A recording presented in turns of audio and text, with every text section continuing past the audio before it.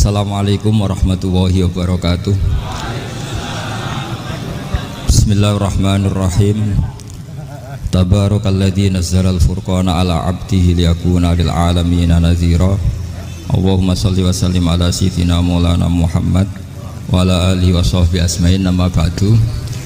Semua pengurus PBNU yang saya hormati, semua habaib, semua ulama yang saya hormati, wabil khusus Kiai Haji Abdul Manan, Ketua Lembaga Dakwah PBNU, yang meskipun mondoknya hanya 3 bulan ini sebetulnya problem, sehingga saya kesini ini sebetulnya tidak pernah merasa ibadah. Ini bukan dakwah, ini show dakwah.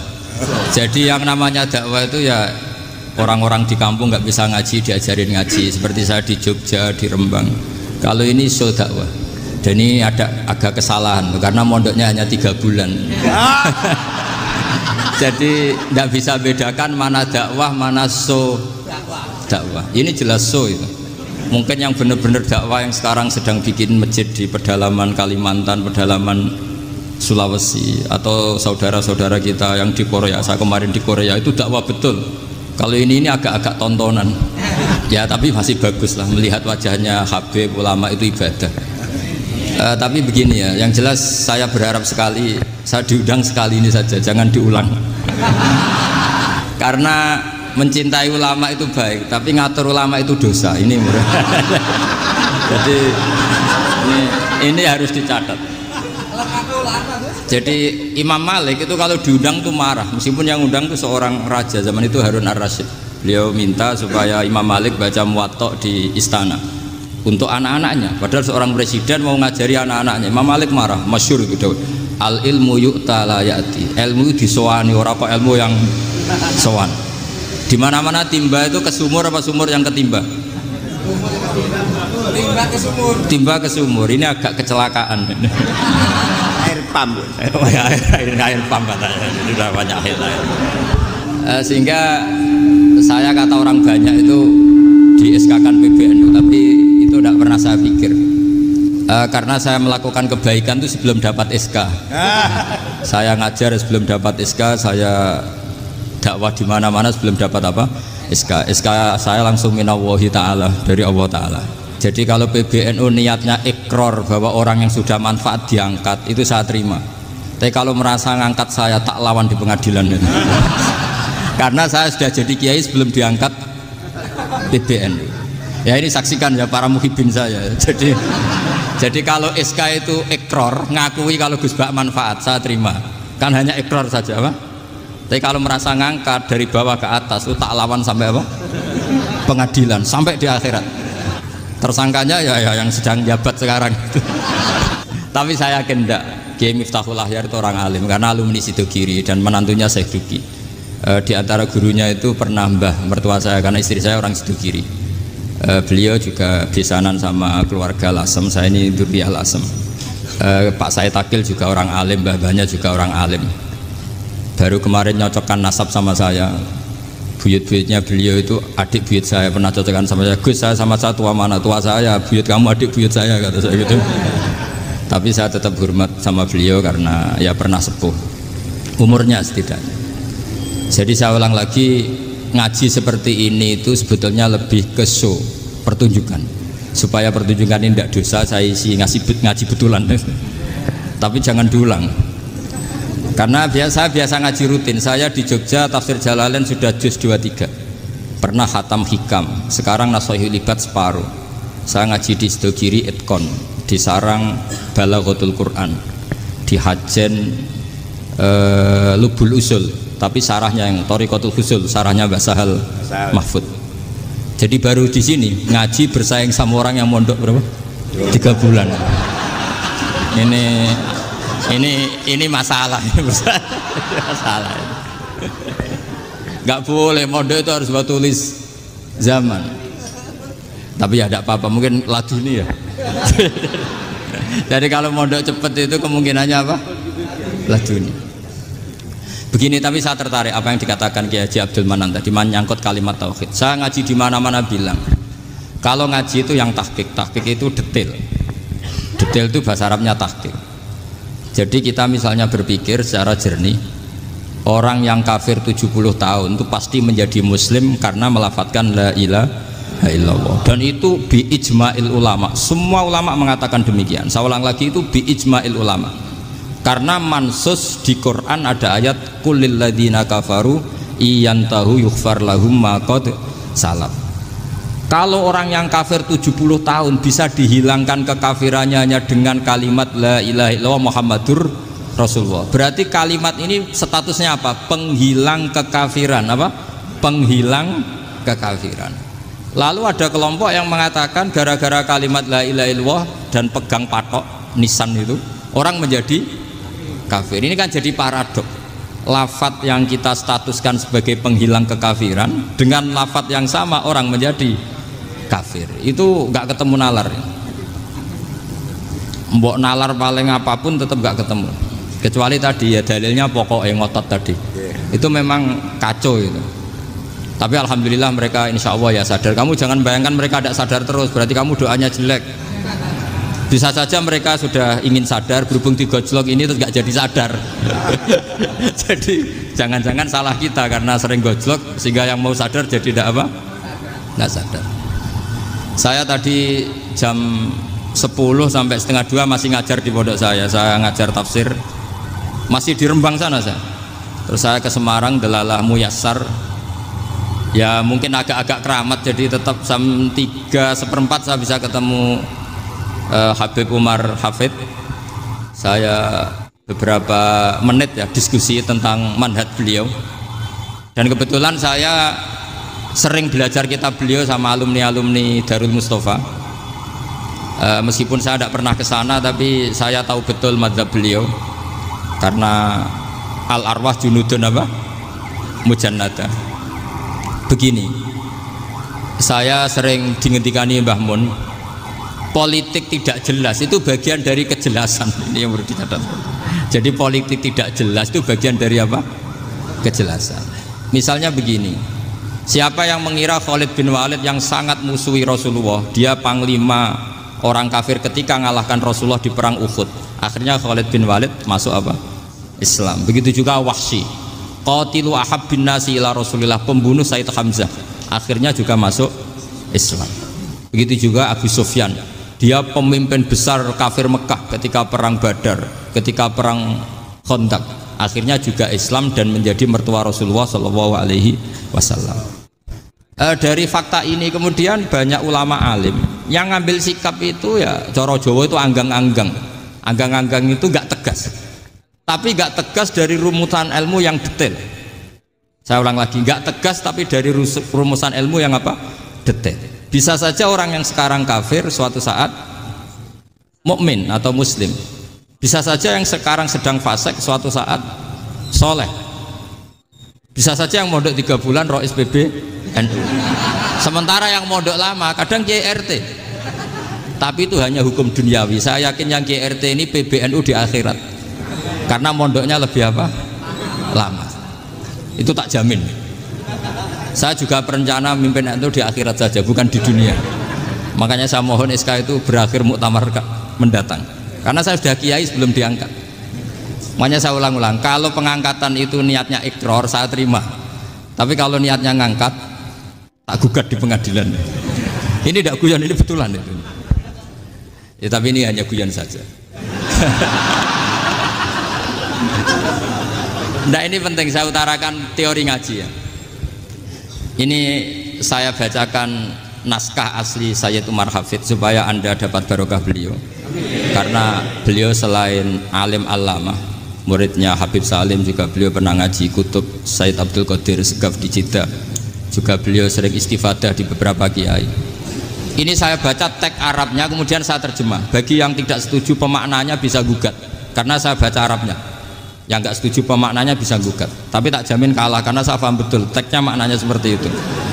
Logikanya tadi ya, ketika Rasulullah ngambil sikap tegas kepada qatilu Hamzah yaitu Wahsy, dan ketika Rasulullah ngambil sikap tegas pada orang-orang yang mengalahkan beliau di perang Uhud, kaifa yuflihu qaumun fa'alu bi anbiya'ihim hakadha, bagaimana mereka jadi orang benar atau orang yang dapat apa? Kebahagiaan Kalau mereka perlakuannya seperti Nabi seperti ini, yaitu Nabi sujja wajhuh masyhur wa kusirat ruba, ya tuh Nabi itu wajahnya terluka, gigi serinya tanggal. Orang-orang seperti ini tuh nggak akan bejo kalau orang Jawa, nggak akan falah. Tapi apa yang terjadi? Allah menurunkan ayat laisa laka minal amri syai'un aw yatuba 'alaihim aw yu'adzibahum. Muhammad itu bukan wilayah kamu ngecap orang, menstigmasi orang itu tidak wilayah kamu. Saya bisa saja mengampuni mereka atau menyiksa saya itu atau menyiksa mereka itu wilayah saya, kata Allah. Saya bisa saja mengampuni mereka atau menyiksa mereka itu wilayah saya. Sehingga akhirnya apa? Rasulullah tidak ngambil sikap yang mungkin orang lain mengatakan itu tidak tegas. Tapi itu kearifan. Betul, akhirnya Wahsy malah masuk Islam. Khalid bin Walid panglimanya juga masuk Islam. Dan beberapa orang kafir juga masuk Islam, termasuk mimbenihim, ketuanya yaitu Abu Sufyan. Ini penting saya utarakan. Makanya ini saya baca pembenaran dari konstruksi pikiran tadi. Nah ini supaya khas. Ini khasnya orang mondok 10 tahun ini. Jadi ini tak baca ini. Nah, biar jelas ini nanti tagnya persis ya, tidak saya rubah. Ini di kitabnya Habib Umar Hafid, namanya itu Taujihun Nabi Limardoti Bari. Kalau diterjemah ya mengarahkan orang yang sadar. Nabi itu orang yang sadar ya, sampai ini termasuk orang yang sadar. Limardoti Robbi, menuju mendapat ridho Tuhan atau Allah Subhanahu wa Ta'ala. Saya baca tagnya ini di halaman 179. Ini tidak ada yang saya rubah, tidak saya kurangi. Bismillahirrahmanirrahim. Fala buddha an nuwattina qulubana ala annana khodamatu ahli hadal qaul wa yattali'u wa min qulubina annana na'taqidu imkaniyata ayyasfa'a fi ahadina yaumal qiyamati man huwal ana kafirun yuslimu faya'lu sya'nu indal haqqi fayakunu sababan li kholasika fil qiyamah yumkinu dzalik. Jadi kita para dai, para kiai itu adalah khodamatu hadal kaun. Kita ini adalah pelayan alam raya ini yang selalu berharap alam ini akan lebih baik. Orang yang sekarang sedang kafir bisa saja nanti yang nyafaati kamu di akhirat, yaitu mereka masuk Islam lalu Islamnya lebih serius, akhirnya punya hak syafaat. Sementara kamu Islam mulai kecil tapi biasa-biasa saja seperti ini, mulai dulu ngaji terus sama Ki Abdul Manan, nggak pernah yang ngisi ngaji, itu artinya nggak ada perkembangan. Makanya saya nggak ingin ngaji lagi karena saya ingin perkembangan Anda nanti tukang mengisi, bukan yang diisi. Kalau saya nanti ngaji lagi di sini artinya Anda kalau tetap mendengarkan itu tidak ada perkembangan. Pantas saja semulang Gus Bahak sampean sing ngaji. Sekali-kali ada perkembangan, saya ngaji sampean yang mulang, itu bagus itu. Meskipun itu perkembangan yang menyesatkan. Ini penting saya utarakan. Ini dawuhnya Said Umar ya.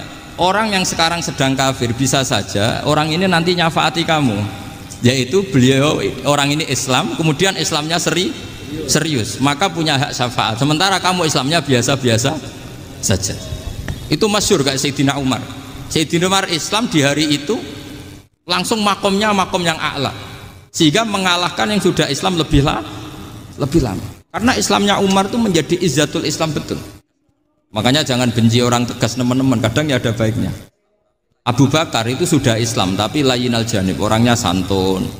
Kalau dipisoi orang yang menengahi lah, kira-kira seperti itu. Begitu juga Bilal, Ammar, Suhaib. Singkat cerita, Rasulullah itu sering dibully ya, sering disiksa orang-orang kafir. Rasulullah berharap, wah kalau yang Islam gini terus repot. Melihat Umar ini petarung di pasar Uka, dia dapat uang itu kalau tarung, menangan. Kata Rasulullah, kalau ini yang Islam ya bagus. Beliau berdoa, Allahumma aizal Islam bi Umar. Itu kira-kira 2 hari dari doa beliau, Umar masuk Islam. Itu pertama masuk Islam itu orang-orang kafir diparani. Kalau kamu ganggu Rasulullah Muhammad tak bunuh. Semenjak itu orang kafir yang gentenan sembunyi. Sehingga kata para mereka yang Islam selalu jaya mut aslama Umar. Ketika Umar masuk Islam. Itu dalam 1 hari Islam itu Rasulullah sudah ngendikan Umar yang Islam sehari ini imannya kalau ditimbang separuh ahli dunia masih unggul sama Islamnya Umar. Nah bisa saja seperti itu. Jadi saya minta sama teman-teman yang mencintai ilmu, tidak tegas itu bagian dari ketegasan dalam ilmiah. Karena kita ini tidak mengendalikan dunia, tidak mengendalikan hidayat, hanya Allah piyambak yang ngasih apa? hidayat. Maka sikap kita laisalaka minal amri syai'un aw yatuba alaihim aw yu'adzibahum. Rasulullah yang ahabbul khalqi ilallah saja tidak boleh tegas karena semuanya potensi itu ada. Cuma kita tegas dalam kebenaran saja, tapi nggak perlu tegas dalam mengawal kebenaran. Kenapa demikian? Karena Islam ini agama yang akan dijaga Allah ila yaumil. Yang jaga Islam bukan PBNU, bukan PP Muhammadiyah, bukan kiai. Yang menjaga Islam namun Allah Subhanahu wa ta'ala. Makanya Sayyidina Umar itu kalau disuruh mikir Islam itu nggak mau betul. Masyhur itu dalam tarikh-tarikh. Umar mimpin itu sukses, banyak futuhat. Singkat cerita akhirnya orang tuh kelangenan, wah kalau Umar meninggal kayak apa. Sehingga Abdullah bin Umar setiap jalan-jalan tuh dibully. Kalau sekarang dibully, ya Abdullah bin Umar, bapak kamu itu gimana? Sudah sepuh mau meninggal kok tidak suksesi. Kalau saja ada orang penggembala kemudian meninggalkan kambingnya di hutan, kamu anggap orang yang mudoyi enggak, menyia-nyiakan kambing itu enggak? Ya iya, kata Abdullah bin Umar. Apalagi amru hadil umat ini mau ditinggal gelanggang, nanti suatu saat Umar meninggal. Mbok yo suksesi supaya jelas. Logika itu diaturkan ke Umar radhiyallahu anhu, ke Sayyidina Umar. Pertama Umar agak tertarik dengan logika itu. Lama-lama beliau marah. Tidak jadi. Saya tetap tidak akan istikhlaf, tidak akan suksesi. Dan saya tidak akan mikir Islam, katanya. Islam akan diurus oleh Allah Subhanahu. Terus beliau ngendikan, Islam ini jalan ketika ditinggal Abu Bakar. Bahkan ketika ditinggal ahabbul khalqi ilallah akramul khalqi indallah, yaitu Rasulullah Muhammad sallallahu alaihi wasallam. Coba Islam dulu dipimpin Abdul Qadir ketua wali, dipimpin Wali Songo, dipimpin orang top-top. Sekarang dipimpin mondok 3 bulan jalan. Karena Islam yang ngatur Allah Subhanahu wa ta'ala. Jadi ini penting. Loh coba ustadz tuh banyak yang nggak bisa ngaji loh. Tapi ya laku ya nggak masalah. Loh saya kemarin di Korea seminggu. Itu TKI jadi khotib, ada yang jadi mufti, ada yang jadi suriah. Itu ada yang di sana jadi suriah, pulang ke kampung angon kambing lagi. Loh itu teman saya kenal. Iya suriah Korea tapi. Artinya gini, bahkan masjid semua yang di Korea itu didirikan oleh TKI dan TKW. Mereka digerakkan Allah untuk mikir agama, karena agama ini milik Allah. TKI saja mikir. Makanya ini penting, yo dakwah tapi tauhidnya sing kenceng, jangan dakwah kenceng tauhidnya kendor. Itu bahaya betul. Saya ulang lagi ya, ini dawuh Habib Umar. Jadi kata beliau, fala budda an wattina kulubana, kita harus yakin seyakin-yakinnya bahwa semua kemungkinan itu mungkin. Makanya masyhur dalam tarikh ketika kafir Quraisy mau disiksa oleh para malaikat karena mereka sering menyakiti Nabi, kata Nabi gimana? Jangan. Saya berharap kalau bapaknya tidak mukmin, suatu saat anaknya mukmin. Masyhur dalam tarikh. Musuh Nabi besar siapa? Walid bin Mughirah. Punya anak Khalid bin Walid. Abu Lahab punya anak Darrah, itu mukminah yang baik. Abu Jahal punya anak Ikrimah, itu mukmin yang baik. Di Indonesia lebih hebat lagi. Bapaknya ra iso maca Quran, anaknya hafid. Bapaknya utun ra tamat SD, anaknya jadi dekan. Di Indonesia banyak orang nggak siapa-siapa, anaknya jadi presiden, anaknya jadi menteri. Artinya jangan karena bapaknya kafir kamu nganggep anak turunnya pasti selalu kafir. Teori itu sudah salah zaman Rasulullah. Yaitu Walid akhirnya punya anak Khalid, Abu Lahab punya anak Darrah. Terus siapa? Abu Jahal punya anak siapa? Ini penting saya utarakan karena dakwah kalau terlalu semangat, nanti kalau menghilangkan tauhid bahaya. Tetap innal huda. Uni Soviet kayak apa? Mengkooptasi negara-negara sekelilingnya sampai jadi Zuni. Tapi apa yang terjadi? Uni Soviet yang runtuh, persemakmurannya semua rata-rata jadi negara apa? Islam, kayak Uzbek, kayak Ceknya, kayak apa-apa. Karena agama ini diurus Allah. Sehingga kalau tapi kamu ngitmai agama nggak apa-apa. Makanya istilahnya Habib Umar khodamah itu pelayan, nggak apa-apa. Kita ngitmai agama itu nggak apa-apa. Dengan ngitmai terus mikir nggak apa-apa. Tapi jangan mikir yang merasa kalau kita mati, wah nanti agama ini kukut karena saya mati. Kamu itu siapa? Agama Islam ini tidak pernah dipasrahkan kamu, diurus oleh Allah Subhanahu wa ta'ala sendiri. Sehingga ketika Wali Songo meninggal, agama ini tambah kuat sampai sekarang. Kecil saya itu kalau pengajian susahnya bukan main, harus izin sana sini. Sekarang setiap pengajian polseknya datang, polresnya datang, nggak ada intel, nggak ada apa. Padahal kiai dulu sama kiai sekarang itu kira-kira alim mana? Raden kiai dulu. Mbah Hasyim Asy'ari itu ngarang kitab sampai dibaca di Yaman. Saya sering baca juga kitab beliau, Risalatu Ahli Sunnah wal Jamaah. Kiai sekarang mau terjemah aja kadang salah memahami.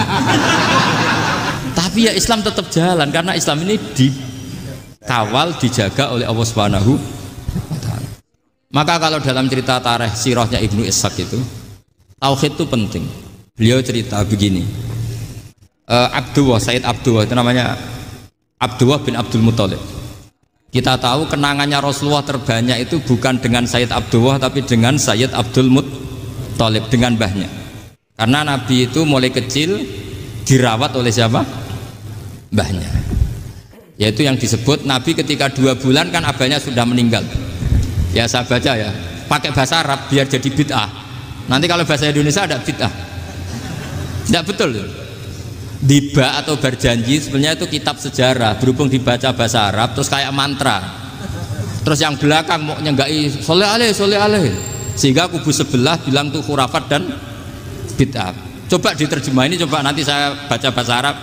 Walamma tamma min hamli syahroni ala masyuril aqwalil marwiyatu fiya bil madinati abuhu Abdullah wa kana qad istaza bi akhwalihi bani adi minat taifatin najariyah wa makatha syahron saqiman yu'anu nasukmahu wasakwa. Terus di pojok sana bilang soleh aleh, pasti kubu sebelah yang liwat, wah itu khurafat bid'ah karena dianggap mantra.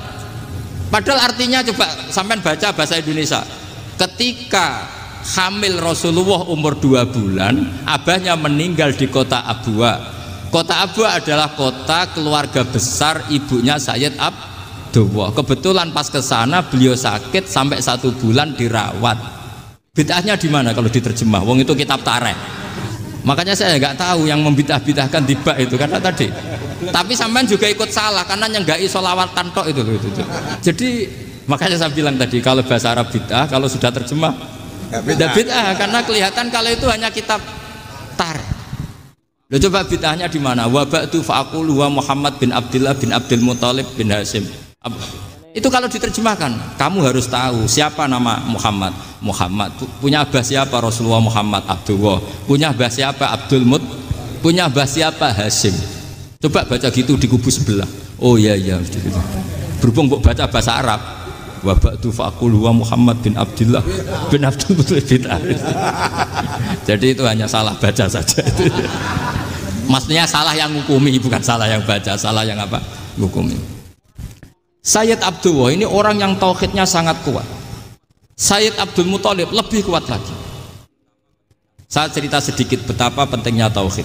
Ketika pasukan Abraha bawa pasukan gajah mau menyerang apa? Ka'bah. Itu sebelum menyerang itu semua aset-aset milik orang kafir Quraisy, milik orang Quraisy lah. Itu ditawan, diambil. Termasuk milik Sayyid Abdul Muthalib, milik Abdul Muthalib. Terus ketika mau masuk Ka'bah, mau masuk Mekah, kata Abraha, man sayyidu hadal wadi, siapa yang kamu tuakan, yang kamu pertuan di sini? Oh, Abdul Muthalib.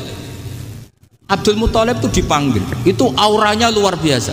Abraha yang di tempat perkemahannya itu harus duduk di atas karena dia raja, itu duduk di atas gak berani, saking wibawanya Abdul Muthalib. Ini mbahnya Rasulullah. Akhirnya Abraha bilang gini, saya duduk di bawah tidak mungkin karena saya raja. Kamu duduk jejer saya tidak mungkin karena nanti umat saya kecewa karena raja kok disaingin gitu. Ya sudah, santai berdiri-diri kita ngomong. Akhirnya Sayyid Abdul Muthalib tadi diomongin gini, saya itu tidak ingin merusak orang-orang Mekah, orang-orang Quraisy. Saya hanya kecewa punya tempat ibadah dikencingi, diberakin sehingga saya mau merubuhkan Ka'bah. Tapi dengan damai, nggak ada perang. Apa jawabnya Abdul Muthalib? Lucu. Gak apa-apa, Ka'bah kamu robohkan silakan, gak apa-apa. Yang penting unta saya yang kamu sita kembalikan. Harta saya yang 100 unta kamu sita kamu kembalikan. Itu Abraha kagetnya bukan main. Kaget karena kamu itu pemimpin apa? Tadi saya hormat kamu karena kamu tak anggap orang hebat. Hadhil Ka'bah dinu abaika, ini Ka'bah itu agama kamu. Pas saya hancurkan kok kamu tenang-tenang saja. Padahal pas mau saya hancurkan kamu tenang-tenang saja, malah tanya unta kamu itu gimana? Apa jawabnya Abdul Muthalib? inna lihadzal baiti rabban hamahu, sebab Ka'bah itu ada yang punya dan pasti akan melindungi Ka'bah. Tapi kalau unta itu milik saya, ini urusan saya, ini unta. Jadi inna lihadzal baiti rabban hamahu itu tidak milik saya, itu ada yang punya. Ya sudah, biar yang punya aja yang jaga, itu tidak urusan saya. Akhirnya unta dikembalikan, aman deh, untung double. Terus akhirnya dia ke Ka'bah, fa'akhudha bi halaqatil bab, karena dulu apa itu halaqatil bab, karena dulu itu yang dipakai apa itu pegangan itu bentuknya apa, bulat, makanya diistilahkan halaqah apa, bulat. Kalau sekarang halaqah ilmiah itu seminar. Tidak. Halaqah itu buruhi lain lagi. Iya. Pegang terus bilang gini, kata Abdul Muthalib, ya Allah, Ka'bah ini mau dihancurkan oleh Abraha, Ka'bah ini milik kamu. Saya mau ke gunung, mau melihat apa yang kau lakukan terhadap orang yang mau merusak Ka'bah. Terus Abdul Muthalib bilang ke umatnya, wa ya qaumi, ayo kita ke gunung melihat ma fa'ala rabbuna, apa yang akan dilakukan Tuhan kita terhadap orang yang mau menghancurkan Ka'bah. Jadi santai saja, santai. Terus Abdul Muthalib naik gunung sama orang-orang Quraisy. Abraha datang mau merusak Ka'bah, terus terjadi alam taro kaifa fa'ala rabbuka bi ashabil fil. Itu melihat, dan betul Ka'bah dijaga Allah. Islam juga gitu. Ketika Islam dikooptasi Uni Soviet, semua ulama, semua wali perasaannya hanya nunggu kehancuran Uni Soviet, karena pasti agama ini dijaga Allah. Saya setiap sholat, setiap munajat, ketika baca Rabbana lakal hamdu bil samawati wa mil'ul ardi. Dulu saya iskal itu janggal. Ya Allah, engkau zat yang layak dipuji, yang pujian itu memenuhi langit dan bumi. Pikiran saya kalau bumi ateis itu mujinya kayak apa. Tapi Masya Allah, ketika saya datang di Korea, bumi ateis, ternyata di sana banyak masjid, banyak tasbih, bahkan ada sakduna di sana. Karena Allah sudah ngendikan lakal hamdu mil'us samawati wa mil'ul ardi. Dan sekarang nyata, semua bumi ateis, bumi apa saja, ada tasbihnya, ada tahmidnya. Makanya sadaqallahul adzim ketika ngendikan sanurihim ayatina fil afaq walladzi arsala rasulahu bil huda dinil haqqi liyuzhirahu 'alad dini kulli. Makanya saya mohon sekali bahwa agama ini harus kamu khidmah, tapi enggak boleh kamu pikir, atau dibaliklah, khidmah maka memikir. Tapi tidak usah GR bahwa agama ini diserahkan sampean. Saya juga agak ridho, agama kok diurus orang-orang kayak gini, kayak apa nasibnya. Jadi ini penting, karena rata-rata kiai alim itu tidak jelas. Terus oleh orang-orang yang nggak pernah ngaji itu, wah ini nggak jelas, nggak tegas. Islam itu harus tegas. Maksudnya tegas itu kayak apa? Tegas itu di wilayah kita. Kalau istri kamu mau diperkosa orang itu boleh tegas, itu wilayah kamu. Tapi kalau hidayat itu wilayahnya Allah Subhanahu wa Ta'ala, kita tidak pernah tahu.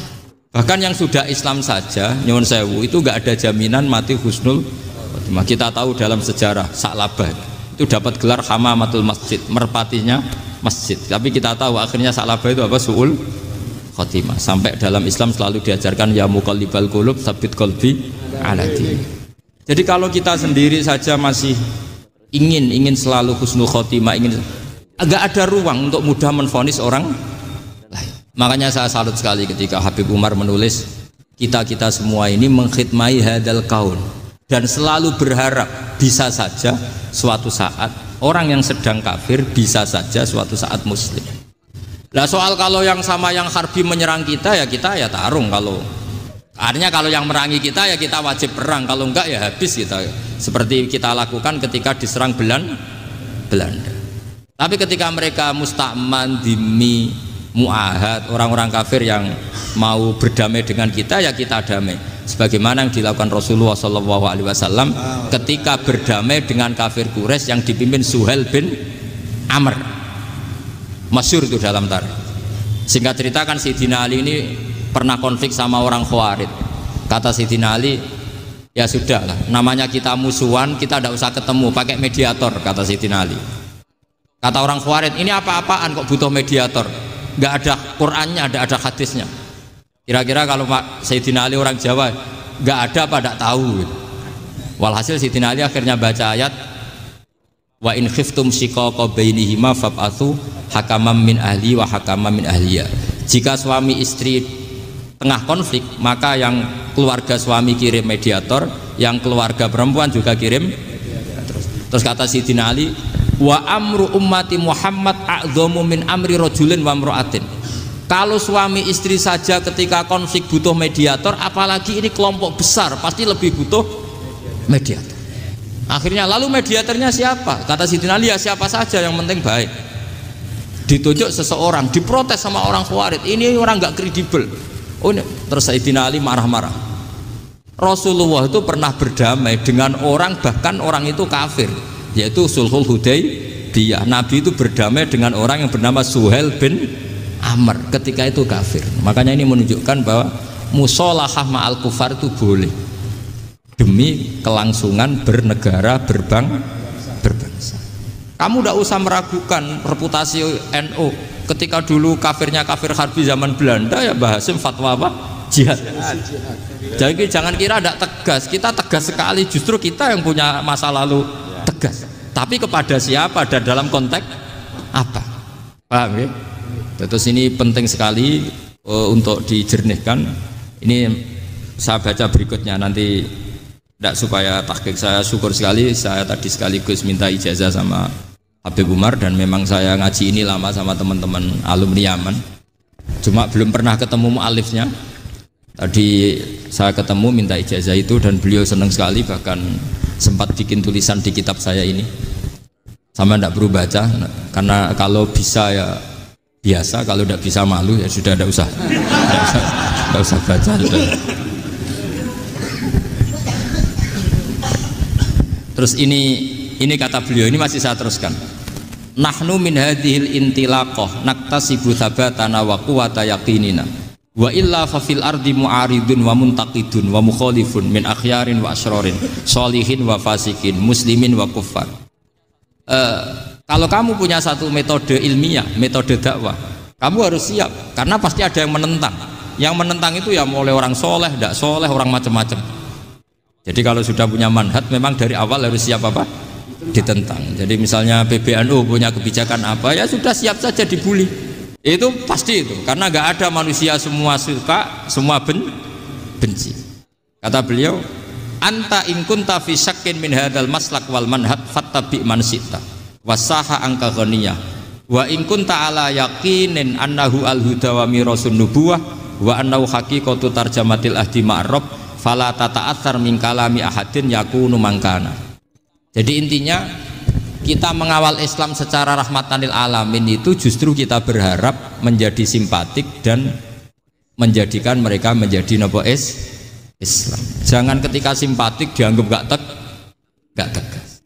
Saya masih ingat betul dawuh Mbah Mun, hak sekseni, kata beliau. Saya masih ingat kalimatnya, sekseni. Aku ra tegas itu berdasar ayat laisalaka minal amri syai'un aw yatuba alaihim aw yu'adzibahum. Karena potensi sosial itu bisa rubah. Orang yang sekarang kawan kamu bisa saja suatu saat jadi musuh. Yang sekarang musuh kamu bisa saja suatu saat jadi kawan. Terus kamu ngambil sikap tegas dalam sesuatu yang nggak stabil seperti ini, lalu tegas itu kan nggak pada tempatnya. Makanya yang seperti ini kata Allah pakai asa itu menawa-menawa. Asa wahu ayyaj'ala bainakum wa bainal ladzina adaitum minhum mawaddah. Bisa saja orang yang sekarang musuhan dengan kamu suatu saat dijadikan mawaddah. Kamu udah mawaddah itu saling mengasihi. Kamu udah usah tanya, wallahu qadir, kata Allah, karena Allah mampu. Jadi dalam hukum-hukum sosial Allah seringnya bilang apa? Asa. Misalnya wa asa an takrahu syai'a wa huwa khairul lakum wa asa an tuhibbu syai'a wa huwa syarrul lakum. Karena masalah sosial ini semuanya asa, yang pernah tahu siapa. Bisa saja sekarang saya Rois Surya, nanti SK-nya nggak turun lagi, tapi saya tidak apa-apa. Bisa saja nanti santri 10 tahun dipimpin 3 bulan, nggak apa-apa. Bolak-balik nggak apa-apa, saya tidak akan kecewa. Karena masya Allahu kana wa malam yasa lam yakun. Assalamualaikum warahmatullahi wabarakatuh. Nah itulah teman-teman tentang reaksi ngaji kita bersama dengan Kiai Haji Bahaudin Nur Salim atau Gus Baha, di mana Gus Baha ngaji di PBNU, dan ini sudah waktu yang lalu ya, sudah beberapa tahun yang lalu, dan di mana beberapa catatan yang sudah kita catatkan dalam kajian kita kali ini. Yang pertama adalah bahwasannya ada kisah mengenai Imam Malik ketika marah ya marah ketika diminta Raja Harun ar-Rasyid mengajar anak-anak dari Harun ar-Rasyid ini di istana, karena dengan pemikiran bahwasanya ilmu itu harus disowani, bukan kebalikannya, ilmu yang sowan itu bukan, tapi ilmu itu ya harus disowani, orang yang datang untuk ilmu, bukan ilmu datang untuk orang. Nah, kalau secara analoginya adalah sumur itu ya didatangi timba, timba yang datang ke sumur, bukan sumur yang datang ke timba. Nah, maka dari itu untuk menghormati ilmu maka harus dimuliakan, dalam artian di sini adalah disowani, jangan diperintah. Kemudian belajar atau mondok itu sebaiknya ya dalam waktu yang lama agar keilmuan dan barokahnya itu semakin banyak. Namun hal ini juga belum tentu menjadi suatu hal yang pasti, ataupun mondok lama itu menjadi sangat pintar itu ya belum tentu juga, karena ketika dibandingkan dengan ilmu laduni yang hanya ngaji sebentar sudah bisa semuanya. Tapi ilmu laduni itu hanya milik orang-orang tertentu saja, tidak semua. Nah, orang-orang yang biasa ya tetap harus ngaji atau belajar itu ya yang lama, tidak 1-2 hari saja. Nah, kemudian tahlilan bid'ah itu ya pemikiran dari mazhab yang tidak masuk akal, mazhab takfiri yang tidak masuk akal, karena kalimat tauhid itu yang diucapkan sekali saja, kalimat la ilaha illallah diucapkan sekali saja itu mampu menggugurkan kekafiran. Lah kok sekarang ketika dalam pandangan mazhab takfiri tersebut, orang yang membumikan kalimat tauhid justru dibid'ahkan, bahkan dikafirkan. Nah, ini kan nggak masuk akal gitu. Kemudian bisa saja orang yang solih hari ini itu menjadi fasik. Maka dari itu kita mungkin saat ini itu fasik, saat ini kita solih, itu jangan sombong ya, jangan sombong, karena bisa saja kita dicoba untuk menjadi orang yang fasik. Tapi juga kita bisa saja orang yang tadinya fasik itu menjadi solih, yang saat ini fasik itu menjadi solih. Maka dari itu jangan pernah berputus asa dari rahmatnya Allah, karena rahmat Allah itu bisa datang kapan saja dan di mana saja untuk siapa saja. Kemudian bahkan Rasulullah saja itu tidak boleh menstigmakan orang lain dalam kekafiran ya, karena rahmat Allah itu bisa terbuka atau terbuka kapan saja kepada siapa saja. Status manusia hanya Allah yang tahu pada akhirnya. Jadi kita sebagai manusia, sesama manusia yang tidak tahu tentang nasib ataupun tentang masa depan orang lain, ya jangan terlalu menghukumi orang itu buruk atau baik. Kemudian sebagaimana Islamnya Umar bin Khattab itu membuat Islam yang tadinya takut dalam berdakwah secara sembunyi-sembunyi, itu ketika Umar bin Khattab itu masuk menjadi Islam, maka dakwahnya itu berani secara terang-terangan. Itu adalah bukti bahwasanya orang yang baru saja masuk Islam saja bisa mempunyai dampak yang begitu hebatnya. Nah, kemudian dalam ketidaktegasan dalam bersikap dengan dasar ketegasan ilmiah adalah prinsip Rasulullah yang ditiru oleh Mbah Maimun Zubair, karena menyikapi atau mensifati sifat atau sikap kaumnya yang selalu dinamis statusnya. Jadi status dari kaumnya itu ya tidak bisa, orang-orang banyak itu nggak bisa dipastikan gitu, karena sifat seseorang itu bisa dinamis dan statusnya juga bisa dinamis. Saat ini fasik, besok bisa menjadi solih, saat ini solih juga bisa menjadi fasik. Maka dari itu jangan terlalu heran, ojo gumunan, ojo keweden, ojo kagetan, ojo gumunan. Nah, kemudian Allah akan mengurus Islam hingga hari kiamat, karena Allah menghormati kita. Ya, kenapa menghormati kita? Karena Allah itu mencintai Rasulullah Shallallahu Alaihi Wasallam. Kecintaan Allah pada Rasulullah Muhammad Shallallahu Alaihi Wasallam itu membuat Allah juga menyayangi kita, mencintai kita sebagai umat dari Rasulullah. Dan Islam itu sebagai milik Allah. Inna dina indallahil Islam. Sesungguhnya agama di sisi Allah adalah agama Islam. Dan kemudian sebenarnya Dibak dan Al-Barjanji itu adalah kitab sejarah, namun ketika dibaca seperti mantra dan akhirnya dibid'ahkan oleh kaum Wahabi atau kaum takfiriyah. Nah, itu karena mereka nggak tahu saja artinya ya. Kemudian nilai ketauhidan dan bukti Allah yang menjaga agama ini dimulai sejak zaman kakeknya Rasulullah, yaitu Abdul Muthalib, ketika Ka'bah mau dihancurkan oleh Abraha. Lalu ketauhidan juga saat Umar bin Khattab didesak oleh kaumnya agar melakukan suksesi kepemimpinan Islam. Namun Umar menyerahkan semuanya kepada Allah, dan seperti halnya yang dilakukan oleh Abdul Muthalib juga menyerahkan Ka'bah kepada Allah. Lalu saat Islam ada di Uni Soviet ya, di Rusia, dan sekarang bisa dibuktikan di Korea bahwasanya bumi ateis, tetap ada orang Islam yang menegakkan sujud atau istilahnya menegakkan sholat, dan ada orang yang sujud di bumi ateis. Jadi kalimah tauhid, kalimah Allah itu tetap dipuji dimanapun tempatnya, dan Allah yang akan menjaga nilai ketauhidan dari agama ini. Kemudian tegas adalah untuk hal-hal yang berada dalam kuasa kita. Di luar itu serahkan pada Allah. Tegas itu misalkan istri kita diganggu orang lain, kata Gus Bah tadi, itu ya kita harus tegas melawan gitu. Kemudian ketika Indonesia itu misalkan dulu itu Indonesia dijajah oleh orang kafir yaitu Belanda. Namun pada saat itu ya apa yang dilakukan oleh para ulama ya tetap jihad, maksudnya melawan gitu. Tapi untuk sekarang orang-orang non muslim yang ada di Indonesia saat ini kan mereka bukan orang-orang yang merugikan ataupun orang-orang yang mau berdamai lah. Intinya adalah orang-orang non muslim Indonesia itu orang-orang yang mau berdamai dengan kita karena satu bangsa. Nah, maka dari itu yang kita lakukan adalah ya tetap menjaga, sebagaimana Rasulullah juga menjaga. Di Madinah ada orang Yahudi, orang non muslim, tapi tetap satu negara, yaitu negara di Madinah.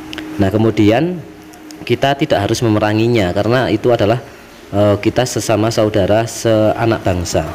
Kemudian yang terakhir adalah termasuk PBNU itu harus siap untuk diprotes ketika memutuskan kebijakan. Kebijakan apapun itu pasti ada orang yang suka, ada orang yang tidak suka. Tidak semua orang suka dan tidak semua orang tidak suka. Nah, intinya adalah apa yang dilakukan oleh PBNU, maka dalam bersikap ataupun membuat kebijakan ya dipikirkan secara baik-baik. Ya tentu saja akan secara baik-baik karena di situ harusnya secara musyawarah mufakat gitu kan, menerbitkan sebuah peraturan apa atau kebijakan apa. Nah, tetapi ketika disajikan kepada kaum Nahdijin pada khususnya, itu saja tetap masih ada yang melawan, dalam artian ya memang ada seperti itu, karena segala sesuatu itu tidak semuanya orang itu suka dan tidak semua orang itu bisa menerima. Nah, seperti itu nih teman-teman yang bisa kita sajikan untuk kajian kita kali ini bersama dengan Gus Bah. Semoga kita tetap mendapatkan keilmuan yang manfaat dunia akhirat, dan semoga kita istiqomah dalam ngaji bersama dengan Gus Bah ini. Semoga kita diberikan kesehatan, keselamatan, dan rezeki yang melimpah agar kita lebih bermakna lagi, lebih mempunyai dampak yang lebih baik lagi untuk dunia dan tentu saja untuk akhirat kelak. Ya, terima kasih teman-teman. Sekian saja. Wassalamualaikum warahmatullahi wabarakatuh.